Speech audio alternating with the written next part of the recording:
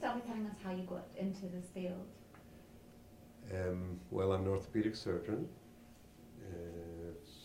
actually pediatric orthopedic surgeon. For the past 21 years, I headed the pediatric orthopedic department in Schneider Children's Hospital.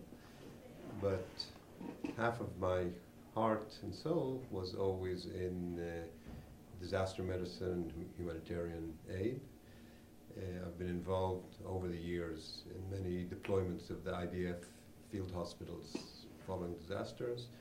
I've been involved in many projects with other organizations, NGOs and others, throughout Africa, throughout Asia, in underserved areas. And about 6 months ago, I was invited to Sheba by Professor Kreitz, who is head of Sheba, but before that was IDF Surgeon General, and actually was head of our mission in Haiti following the earthquake, where I headed the orthopedic department. And he invited me to come to Sheba to set up a center. He shares the same passion. A center for disaster medicine and humanitarian response. And that's what we're doing now. And when we talk about humanitarian, in Israel it's something that not many people talk about around the world, but Israel's care to injured Syrians across the border. And do you do anything with that? Yes, definitely we do. Although the main load of the workload treating the Syrians is in the hospitals of the north, in Nahariya and Tzfat. They treat mostly the trauma patients. We have a program funded by Paris Foundation in which we bring children for cardiac surgery, children with cardiac defects, and we've brought quite a few children already, who come, have their cardiac defect, congenital cardiac defects repaired, and go back to Syria to lead a hopefully normal life. And when we talk about that, when we were talking about fixing the hearts of these injured Syrians, I'm sure that's also having an effect on their parents, because these children don't come alone. Yeah, they don't come alone. A person who was treated in Israel will never see Israel as an enemy again. So besides the humanitarian aspect of this, obviously this has an added value as far as establishing relationships. It's a small number, it's not the same numbers as the wounded, but it's still, each patient is an ambassador. I'm sure you have many, but can you tell us one anecdote about a patient that you treated that was particularly moving? Yes. In the last Nepal, I mean there are many as you say, but in the last Nepal earthquake, we treated a patient, a girl who had a crushed foot following the earthquake. She actually was sent to us with sort of labeled for amputation, but we saved her leg. We did pretty complex surgery considering the austere environment we were in. Her mother was also injured, and her mother was pregnant at the time.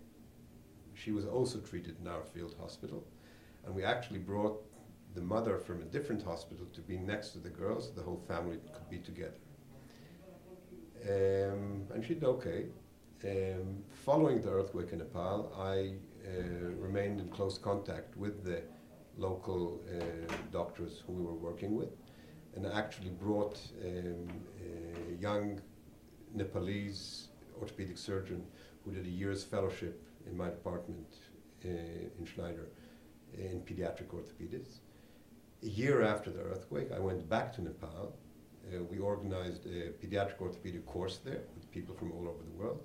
But I met that girl with the mother, with the baby who was born in the meantime. And she, as a result of the growth of her leg was affected by the injury. So I actually did another operation on her with the fellow who I trained in Israel, in Nepal, and we lengthened her leg by 5 centimeters. So it's a combination of treating a patient at the acute phase following the disaster. It's combined with training local personnel, which is a major part of our vision, not only treating the patients. When you treat a patient, you treat one. When you treat a local doctor, nurse, or whatever, you treat hundreds. And the long-term follow-up. And the wonderful experience of reuniting with a family. It was very emotional. It was very nice. Israel has been said to have one of the best field hospitals in terms of emergency services that it can provide. Can you talk a little bit about what exactly you do in a field hospital? Yes. First of all, the field hospitals today are classified by WHO according to their grade. Type 3 field hospital is the highest grade, and Israel was the first field hospital to be classified or certified by WHO as a type 3. There are all kinds of criteria you have to undergo as well as far as the quality of care you can give. Since then there have been some others, but Israel was actually the first, and we have a very, very good reputation with our field hospital. We do, I think, very good work. A field hospital, at least the Israeli field hospital, has two missions. The first one would be to actually replace a peripheral hospital which might be destroyed during a war or during an earthquake, places like Eilat, Korea, smaller places. And then the field hospital would go and deploy in that area and supplement or replace the local hospital. Thank God that never happened yet. We never had to deploy the hospital in that scenario.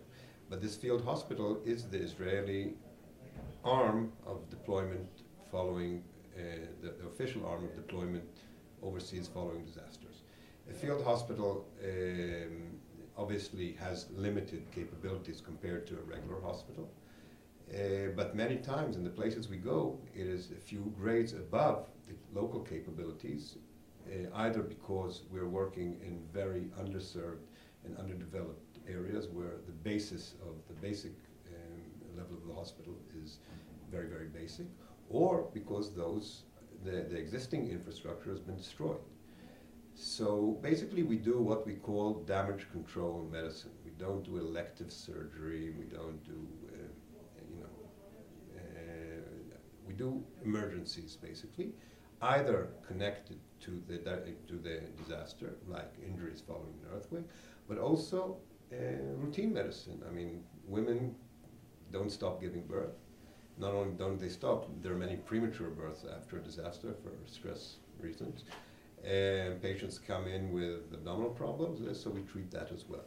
So basically we're doing emergency medicine, emergency surgery, and supplementing the local system as well. In our recent two deployments, both in the Philippines and in Nepal, we actually deployed adjacent to a local facility, and we combined forces with them, which proved to be a very, very good mode of operation. It helps the communication with the patients, it helps follow up the patients because we leave at some stage. And also during our deployments we managed to train local people, and as I told you, also after the deployment. Thank you so much. Thank you so much.